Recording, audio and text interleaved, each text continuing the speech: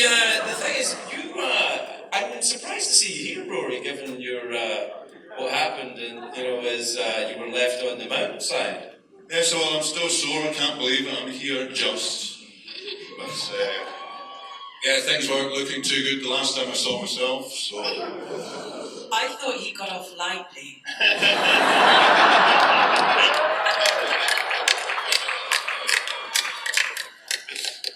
nasty bitch.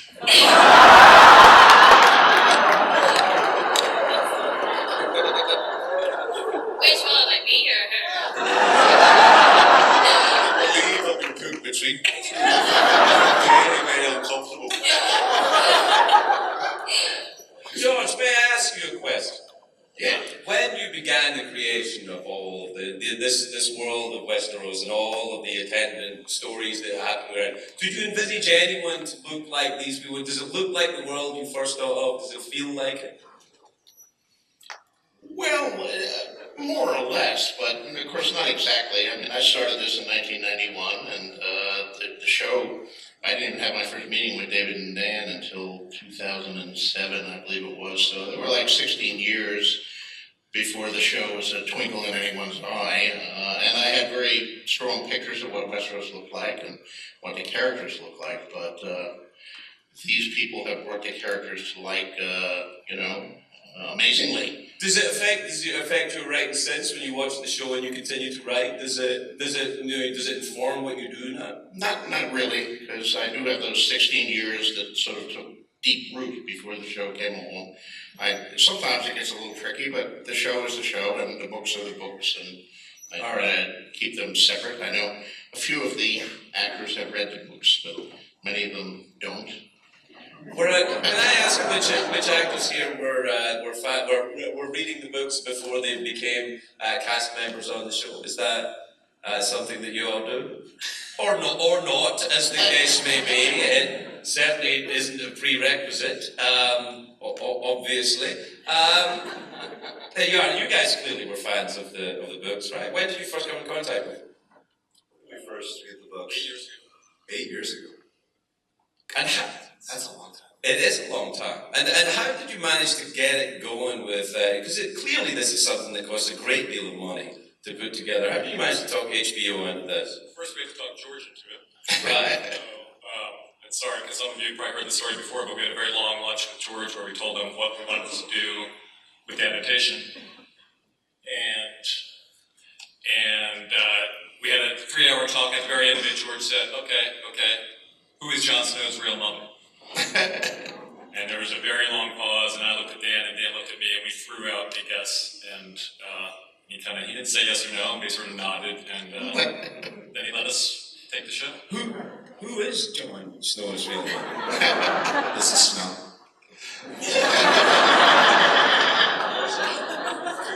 Could be, or else just never mind. All right then.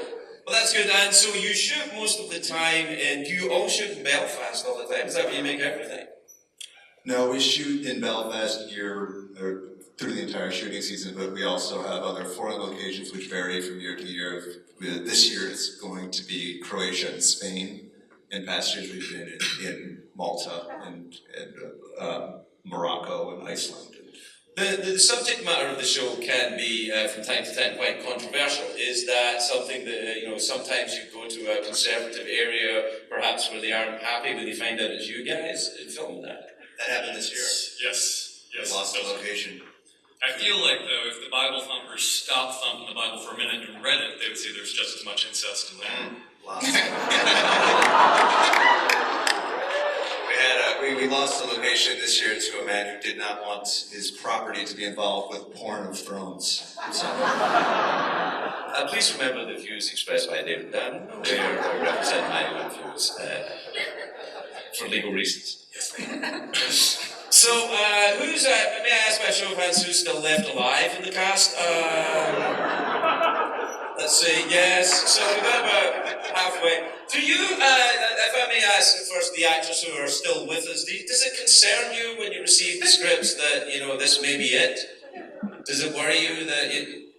Yeah, I mean, some of us know roughly what happens in the books to our characters, but I know that David and Dan have killed characters that are still alive in the books, and vice versa. So we never really know. So I just suck up to both David, Dan, and George. Just hope for the best, really.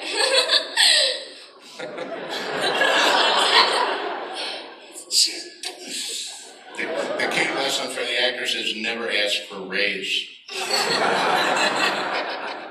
Seems like for right now. I think what we're going to do, I believe, is that we have some new cast members that you wanted to talk about as well. Is that right? Sure, yes, we, big season coming up, a whole bunch of new characters, and we thought they would say hello to you themselves, so.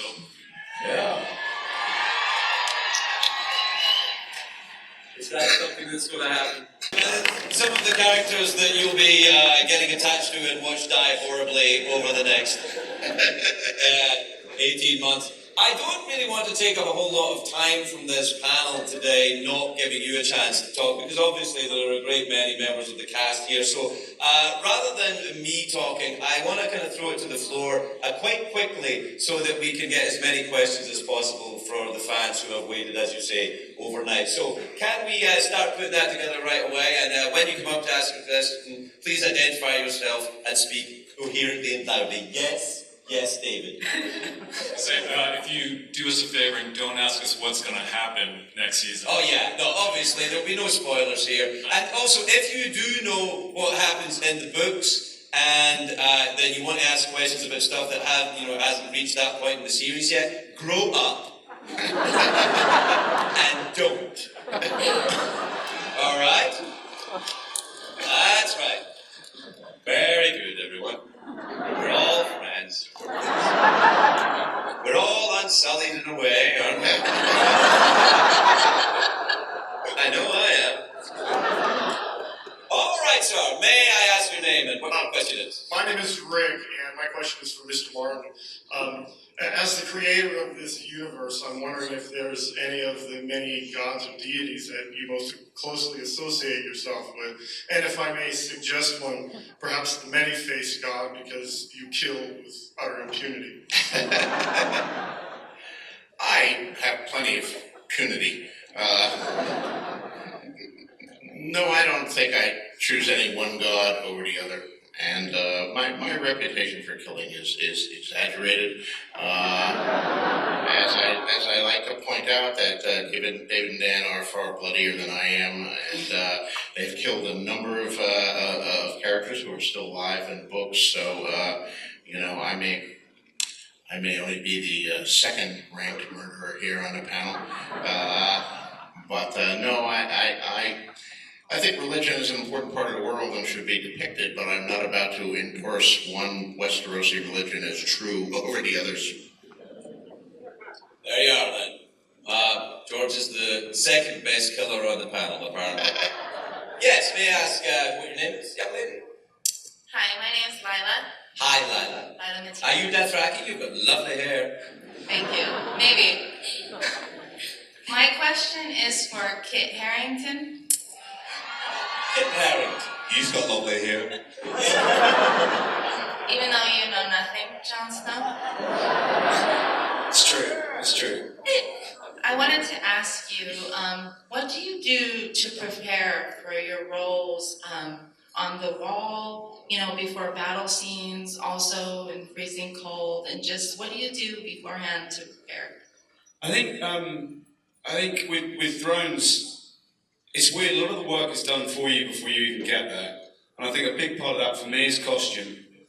Because we have such wonderful costumes on this show that when I put it on, and it's got a certain weight to it, a certain sort of, gives a certain gravity, that it's weird, I'm about to go back and start my first day on Monday, which is really exciting. I've got a great scene, but it's odd, I just have my hair dyed and everything, and I get back into that costume, and it's very very grounding. That's kind of how I kind of fall into Jon Snow. It's not very exciting. And the hair products, right? Say again. The hair products? Hair products, yeah, many hair products. Well, I could ask the same of John and Rose, who are north of the wall with you as well. You guys, are you working in heavy costumes? Is it always that cold? That you have to act cold in those? No, I mean we were in the northern part of Iceland for the majority of season 2 and 3, and so that it was absolutely freezing. So there's very little acting involved when we were cold. But no, I mean there were times when we were shooting like -40. But we had these thermals underneath the costume, and so that definitely helped. And then you had a big fat cloak on, so that was fun. That helped. But no, it is beautiful, and it was mesmerising being in Iceland. But it kind of cold is. It kind of wakes you up and makes sure that you know. Yeah, I don't envy you it at all. The same for you? Yeah, I think that what this show really excels in is putting the actors into the same environment as the characters would find themselves. If the characters are that cold, we tend to be that cold. And when we were in Iceland especially, we thought that we were walking on the ground. We were actually walking on 5 feet of compacted snow. So if you get my costume, which weighs a fair amount on its own, put me in it, which you know is never going to help anything, and then have me charging across a glacier being chased by a camera on a quad bike. Chances are that by the end of the day I've been driven into the ground like a tent peg.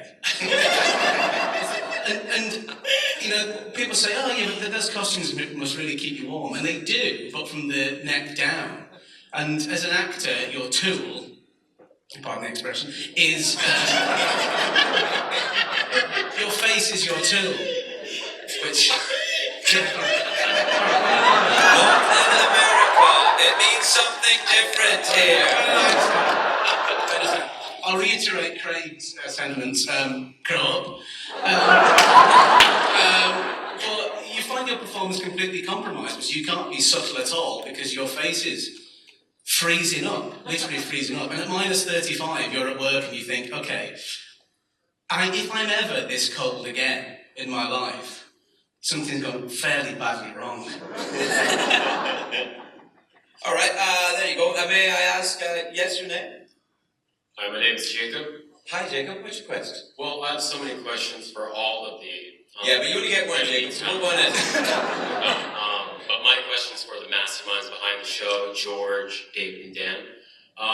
As the pacing of the show has really sped up and caught up with almost to where Dance of Dragons is, how will you go forward planning this throughout the next few seasons and years? Will it surpass the books as far as the timeline, or which one will end first? Are we going to wait? Jacob, it's a fantastic question, and we can't answer without telling you what's going to happen. So, should we give Jacob an alternate question? Yeah, you can ask one of the many other questions that you said you had. So many questions you asked the one we can't answer. Oh man, well,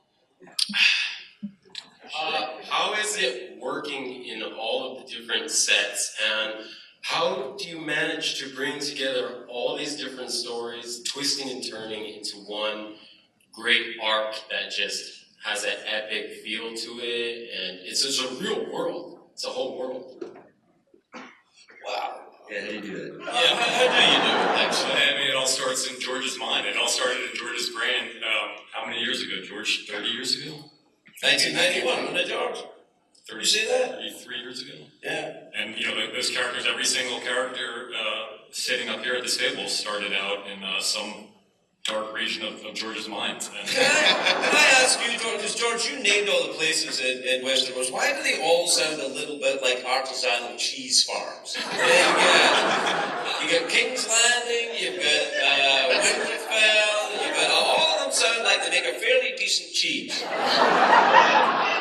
I like cheese. Cheese fair. Fromage, yes. I don't know, naming things in fantasy is very hard. Not only do we have Westeros, but we recently came out with a map book where they wanted me to draw maps of the entire world, and we have the World of Ice and Fire coming out in October, which is like importance. And, I'm drawing up maps for places like thousands of miles to the east where the story will never go, and I'm just running out of names. Misty Mountains, the Sharp and the Misty Mountains. No, Tolkien used the Misty Mountains. The really big mountains. You do the best you can, You're doing very well, George. I didn't mean you to think I was criticising. Yes, it looks like we have an emissary from another kingdom. Yay! Hello. Hey guys, this question better be for me. You know it. I'm Eric, this is Angie. First I want to say, do you know why all the world hates a Lannister? My question is for Pedro. Can you describe the process of preparing for the big battle in episode 8? You guys look amazing, by the way. Yeah, they look very good. May I say, I think I speak on behalf of most of us here, Pedro, how delighted we are to see you intact.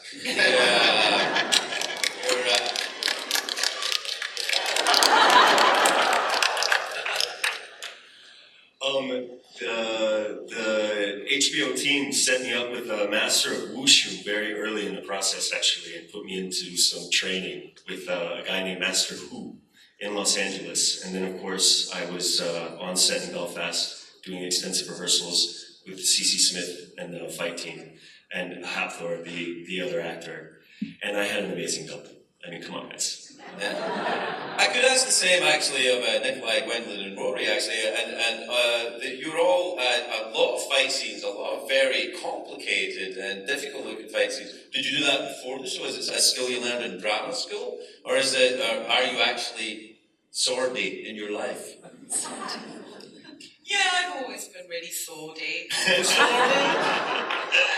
was drawn to it when I was about 3-4 months old, and found I developed an aptitude with it, and then this part came up, and it seemed like my whole life was It's a natural fit. And they train us really intensively. We work with an amazing, amazing stunt team, all of us, who are very patient and deal with us with a great deal of humour. Particularly me, who can be a bit slow. It takes a while for it to sink in. And you work hard, but it's always with the goal that you want it to be as brilliant as it possibly can be, and they facilitate that. Yes. Same for you, Nicholas? Yes. I mean, I had a great teacher once called Dave Hockaday, who was just amazing. But that was years ago. He's in Leeds now. But in Leeds, you said? Yes. Well, you need a sword in Leeds. I need a sword. Yeah. I do. But I think I was just going to say, because those two fights, what Gwen and Rory did, and Pedro, it was just, wasn't that just amazing? Yeah, it was extraordinary. Extraordinary. I mean, I didn't go to drama college and I didn't learn sword fighting, but I grew up in Glasgow and we don't use swords, we use a thing called a chip. Yes, I remember it well. It's like a sword, but it's got nails at the end of the stick. That seems to do the trick. Yeah, I spoke to Gwen after your fight. She was in tears. So